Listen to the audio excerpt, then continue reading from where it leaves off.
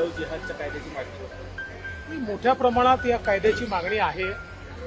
अलीकडच्या काळामध्ये महाराष्ट्रामध्ये विशेषतः आयडेंटिटी लपवून मुलींसोबत त्या ठिकाणी लग्न करायचे, धर्मांतरण करायचे, अशा प्रकारच्या केसेस मोठ्या प्रमाणात बाहेर देखील आलेल्या आहेत आणि त्या संदर्भात सर्व कॉर्नर्समधनं अशा प्रकारची मागणी होते की कायदा केला पाहिजे.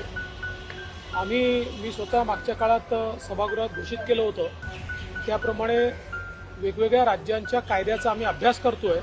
त्यानंतर आम्ही महाराष्ट्रामध्ये निर्णय करू. लव जिहाद कायद्यासाठी सरकारनं समिती स्थापन केली आहे. समितीमध्ये 7 जणांचा समावेश आहे. पोलीस महासंचालकांच्या अध्यक्षतेखाली या समिती ही काम करणार आहे. लव जिहादसह धर्मांतर रोखण्यासाठी कायदा होणार आहे. समिती राज्यातील कायद्याचा अभ्यास करून कायद्याच्या अनुषंगानं शिफारस करणार आहे. लव जिहाद विरोधात कायदा होणार आहे आणि एका समितीची स्थापना केली जाणार आहे. या सगळ्यामध्ये आपण जर बघितलं तर लव जिहाद कायद्यासाठी समिती स्थापन सरकारनं केलेली आहे.